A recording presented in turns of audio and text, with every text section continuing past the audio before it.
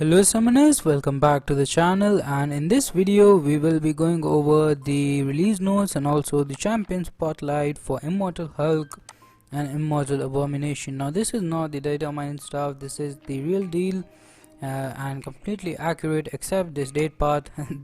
Besides this date, everything should be mostly similar to what you will see in game. And I am now officially a member of the content creator program, and I will also get these characters to test them out. Will not be able to keep them in my main account. I will not get them in my main account at all.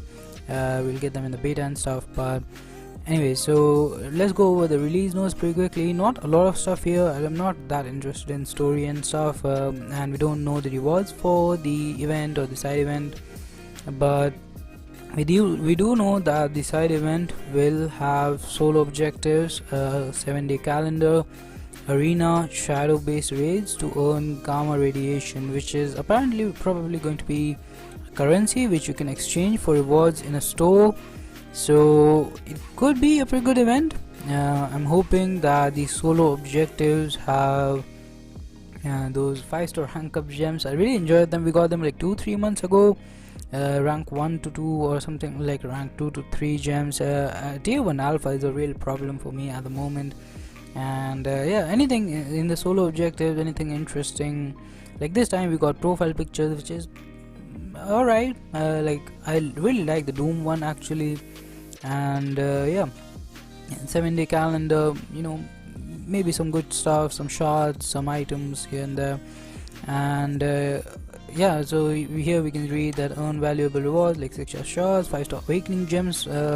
Really like the months where you can get awakening gems. You can never have too many of them, and exclusive profile pictures just for exchanging your gamma. So I'm really enjoying the fact that you can now get cool profile pictures without actually using units to get them, so that's pretty nice. And we will also have, of course, both the buffs of Falcon and Gambit. Their abilities are already out, I believe, and this is a new feature. We will be getting alliance alerts, so you can, you know, poke your alliance mates and tell them that they're clear in alliance quest or alliance war, something like that. I assume that the in-game notification would be similar to incursion invite or something, maybe a mail, I'm not sure. We'll have to see, but it is cool. I do not think that this will replace line. Like, even if they have game off, they will receive a notification if they do have notifications turned on. But even then, I don't think this is something that would replace line or Discord or these third party applications used for chatting. But maybe for new alliances, people who are just getting into the game, who do not want to like install a third-party app just to chat with people who also play this game, it could help them. And yeah, then we have some bug fixes and improvement. I went over them, nothing too interesting I guess, but you can pause the screen and have a look for yourself.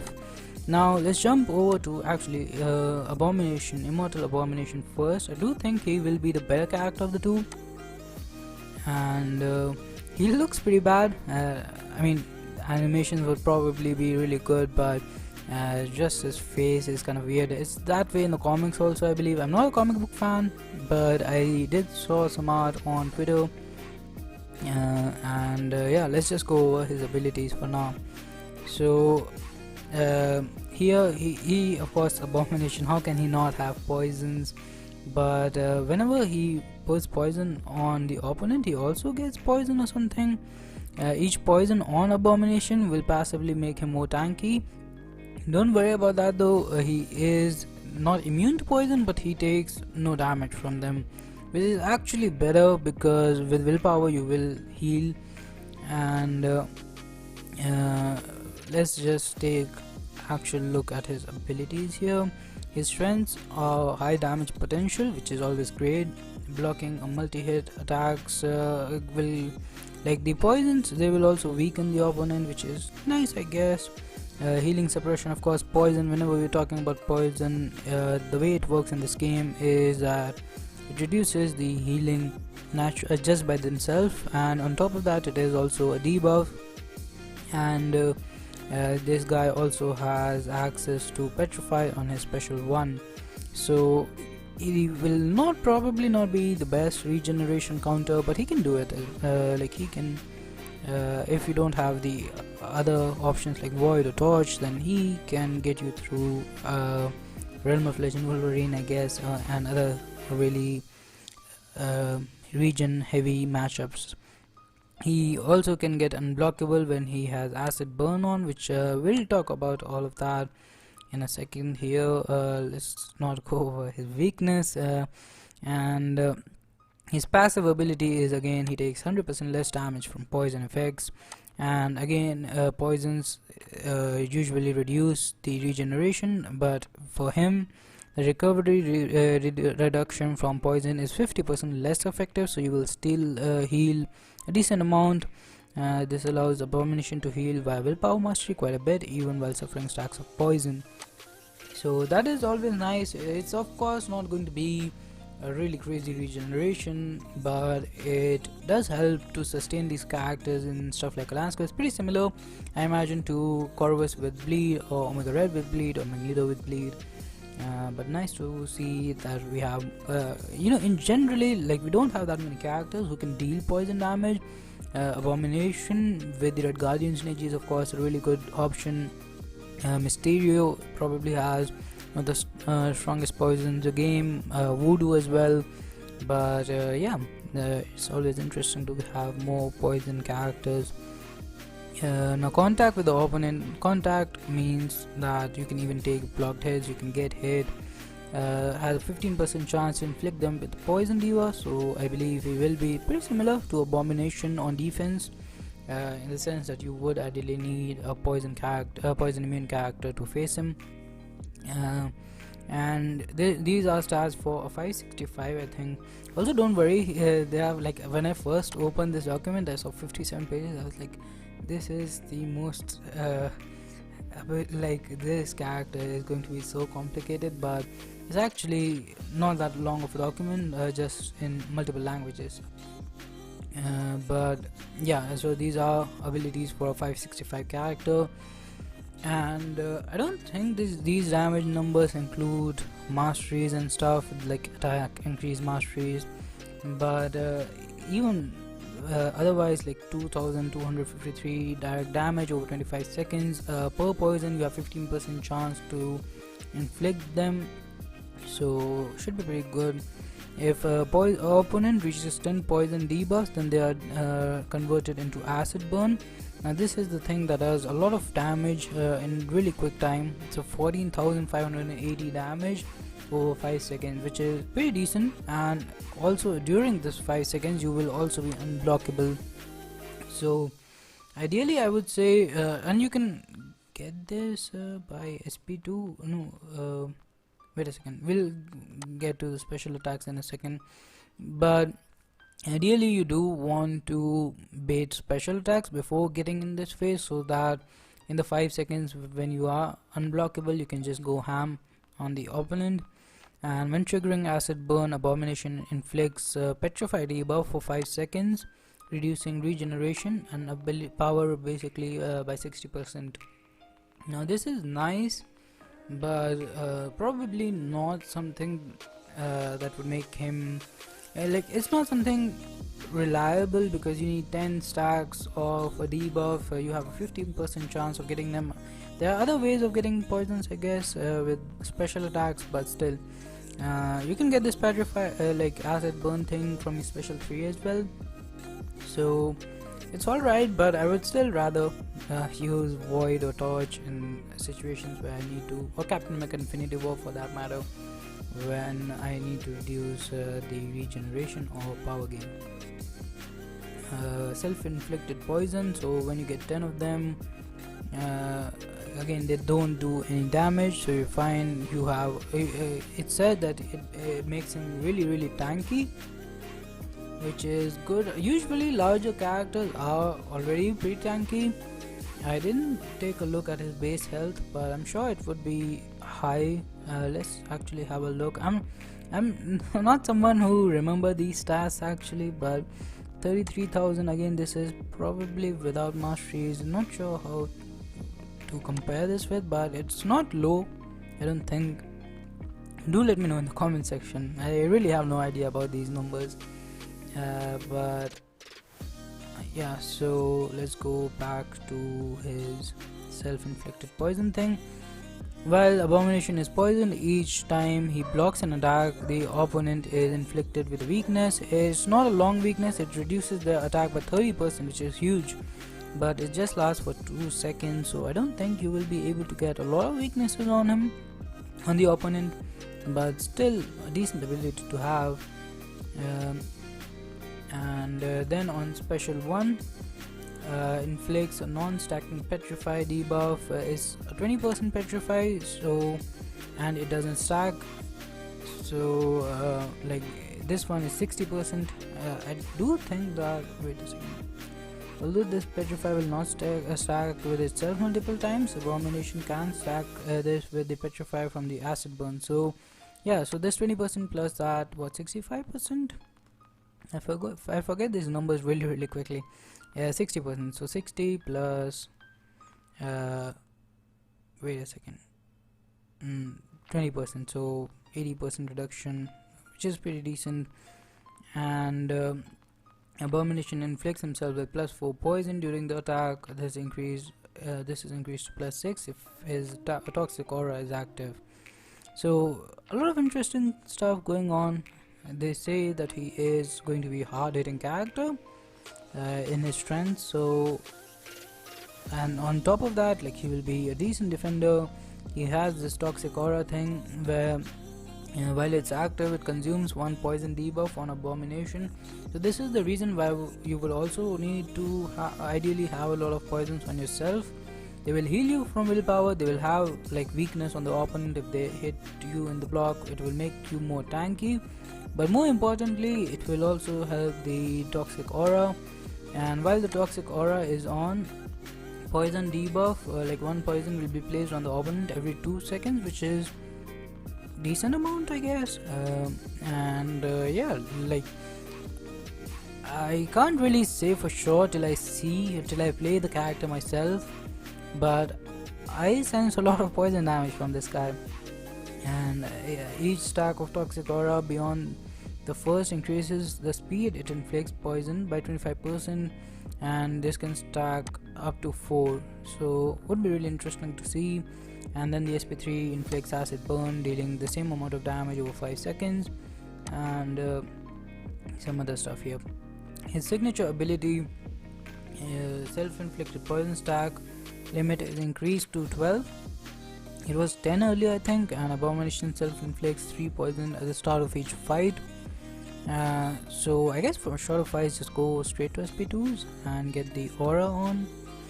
Poison, petrify, and acid burn effects last 30% longer, so this is alright, good to have ability. I don't think this will make or break the character, but this could be something that makes him a good option for Science Gem. And these are the synergies. I didn't see anything game breaking here, but feel free to pause this video and have a look for yourself if you have any of these characters. The Venom, the dark one, might be interesting with more buff duration. And then we have all of this in French. So let's move on to Immortal Hulk now. This video is probably already really long. So he is looking like a really fun character. Again, don't ignore the date. He is coming next month. And let's see, the base stats wise, I can already see he is going to be a really tanky character. 42,000 health is a lot more than this Abomination, and I think Abomination himself will probably more than average, but look at that difference there. Almost 10,000 health difference there. And signature, like sig wise, this is, both these characters have decent prestige. Actually, similar, exact same prestige, but it is pretty decent. 10,640, I think 200. Now, looking at his abilities, it's already getting a long video, so I will keep it short. In my opinion, from what I've read, it looks like a combination of OG Hulk, Red Hulk, and someone else. Wait a second, let's just read it.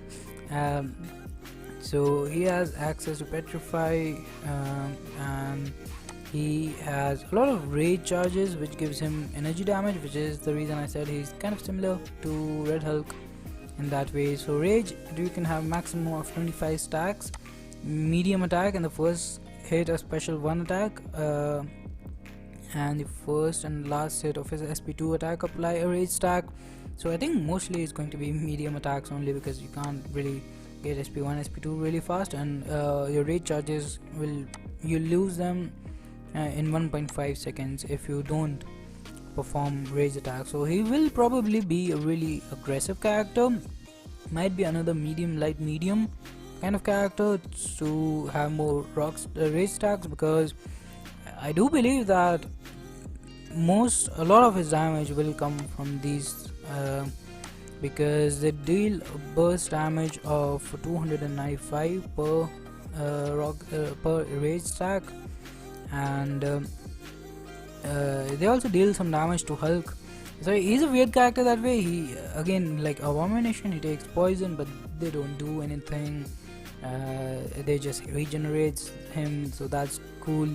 But here he actually takes the damage, and his health bar will be going like low and up and low and up. He does have this ability called Immortality. When receiving damage that would knock out Hulk, consumes 15% of max health as gamma radiation, and gain an Immortality passive, preventing death and becoming unblockable for 8 seconds, which has a 50-second cooldown. While active, any damage prevented by Immortality, I can't pronounce it today for some reason, Immortality, consumes an equal amount of gamma radiation instead. And this gamma radiation thing is also really helpful, because so you can have maximum 100% gamma radiation. Like the 100% gamma radiation is 100% of Hulk's health, 60% of all damage dealt to Hulk while afflicted with oh yeah, so the third Hulk was Gladiator Hulk. So in my opinion, is basically kind of combination of OG Hulk, Red Hulk, and Gladiator Hulk. So 60% of all the damage dealt by degeneration effect. I do believe this is or like passive or like any kind of degeneration. As long as it's termed as degeneration, it will count here. And 100% of self-inflicted damage, like the damage that you're doing from rage attacks and stuff, they will also be stored as gamma radiation. 20% of all damage that you take, like naturally, will also be stored as gamma radiation. So you should be able to get a decent amount of gamma radiations there. And then again with Immortality consumes an equal amount of gamma radiation instead. And it prevents damage while you're in that phase, so that is going to be pretty cool. Hulk's gameplay is unusual because his health bar will fluctuate dramatically throughout the fight. This can be useful for setting off abilities that trigger off health thresholds, but also risky against heal block. This is actually a really good point, of when his ability accuracy is lowered. And when you use your heavy attack, it will refresh your rage timer and double the amount of rage stack. So actually this might also be another way to play it, like similar to Magneto, I guess. Just parry, like first get a medium off, and then stick to parry heavy, and then what was the developer note here? Try landing the first hit of Hulk's heavy attack after comboing into a special 1 or SP2 attack for maximum rage stacks. And then with SP1, 60% chance to inflict stun, SP2 100% chance to inflict stun for 3 seconds, and also inflicts a suppression debuff which reduces the power rate. This is, I think, the thing on path 2 in Alliance 4. And then you also have SP3, which will just add 10% to your gamma radiation if you don't want to take like if you don't have access to, like not all fights will have regeneration, so could be a decent way to get gamma radiation. Signature ability, 20, like it depends on how much gamma radiation you have. 25%. Your basic attacks will have a chance to stun 5%.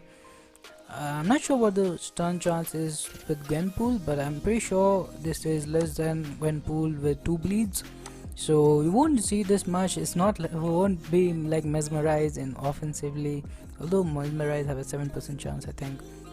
But then we have at 50%, the opponent, like when the opponent is stun immune, it inflicts weakness, which decreases attack rating by 45%, which is decent, I guess.